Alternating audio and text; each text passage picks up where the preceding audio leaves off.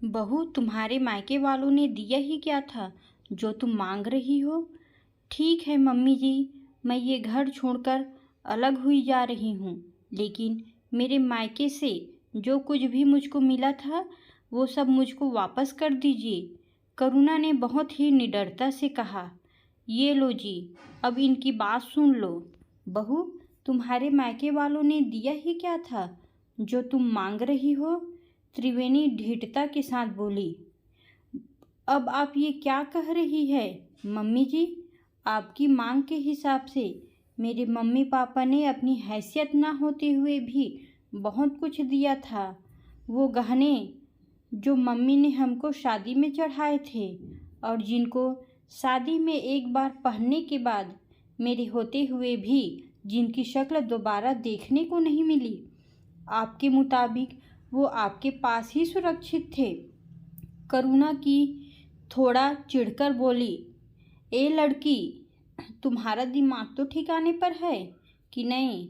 ये जो 2 साल से इस घर में महारानी की तरह रह रही हो ना, उसकी भरपाई कौन करेगा।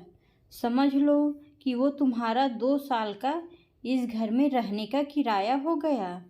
फिर से त्रिवेणी बहुत ज़्यादा बेशर्मी से बोली। मम्मी जी, ये क्या कह रही हैं आप। ये घर हमारा नहीं था जो आप इस पर किराया मुझसे मांग रही हैं। करुणा को त्रिवेणी से ऐसी उम्मीद तो बिल्कुल भी नहीं थी। माना कि वो उसको पसंद नहीं करती थी, लेकिन इतनी घटिया सोच जिसकी परिकल्पना भी करुणा ने नहीं की थी। बहू, बोलने से पहले 10 बार सोच लिया करो। आखिर तुम्हारा कौन सा घर, तुम्हारा इस घर पर कैसा अधिकार। क्या तुम इस घर को मायके से लेकर आई थी। त्रिवेणी बेशर्मी की जैसी सारी हदें पार कर दी थी। चलिए आपको पहले मिलवाते हैं सारी परिस्थितियों से। समीर ने मध्यम वर्गीय परिवार की करुणा के साथ मनपसंद ब्याह किया था। समीर बहुत ही सीधा और सरल स्वभाव का, बहुत ज़्यादा चतुर न होने के कारण ज़्यादा पढ़ा लिखा भी नहीं था।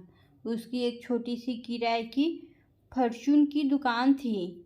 करुणा वहीं सौदा पानी लेने आती थी।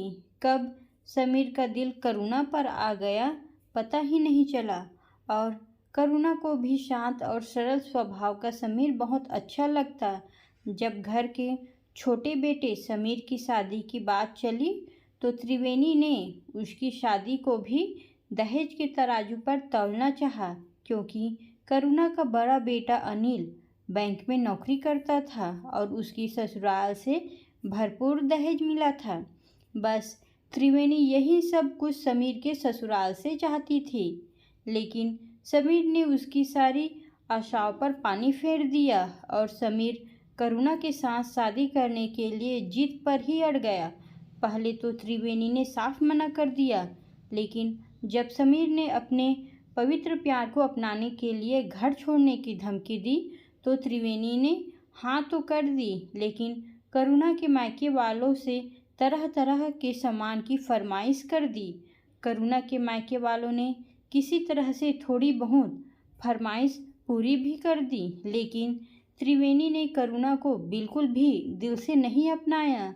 और जब देखो तब करुणा को बहुत खूबसूरत खूबसूरत तानों से नवाजा करती और अक्सर ऐसे ही घर छोड़ने के लिए विवश करती। और एक ख़ास बात और कि समीर के सामने तो करुणा से कुछ नहीं कहती और उसके पीठ पीछे न जाने कितनी बातें सुनाती। और अभी कल की ही बात है जब करुणा सारा काम समेट ही रही थी कि त्रिवेणी ने उसको बुलाकर कहा कि तुम अपना कहीं और रहने का ठिकाना ढूंढ लो, क्योंकि तुम जिस कमरे में रहती हो वो हमको किराए पर उठाना है। अब तो करुणा भी त्रिवेणी की बातें सुन सुनकर पक चुकी थी और आज वो त्रिवेणी से साफ साफ बात करने के मूड में नज़र आई। मम्मी जी, घर आप भी ये मायके से लेकर नहीं आई थी। अब तो करुणा भी ढिठाई से बोली। 2 टके की छोकरी मुझसे बहस कर रही है। त्रिवेणी बहुत ज़्यादा बिफरते हुए बोली। मम्मी जी, बहस करने के लिए आपने ही विवश किया है। और हाँ, एक बात साफ साफ सुन लीजिए, जब तक आप मेरा सारा सामान वापस नहीं करती तब तक मैं इस घर से एक कदम बाहर नहीं निकालूंगी। आपने अभी तक मेरा सभ्य रूप देखा है, लेकिन अब आप मेरा दूसरा ही रूप देखेंगी, क्योंकि समीर के सामने तो आप बहुत अच्छी बनती हैं और उसके पीछे आपका दूसरा ही रूप होता है। इस गलतफहमी में मत रहिएगा कि समीर को कुछ पता नहीं। जानते तो वो भी है आपके स्वभाव के बारे में, लेकिन बस कुछ कह नहीं पाते। और अगली बार आपने कुछ कहा तो उनको दुकान से बुलाकर उनके सामने ही सारी बातें साफ करूंगी। इतना कहकर करुणा अपने कमरे में चली गई और त्रिवेणी को कुछ सूझ ही नहीं रहा था कि वो क्या जवाब दे, क्योंकि आज तो बहू ने उसको आईना दिखा ही दिया था, क्योंकि वो भी ये घर मायके से लेकर नहीं आई थी। और उसके बाद उसने चुप रहने में ही अपनी भलाई समझी, क्योंकि एक बार अगर करुणा की जुबान खुल गई तो बंद करना बहुत मुश्किल हो जाएगा।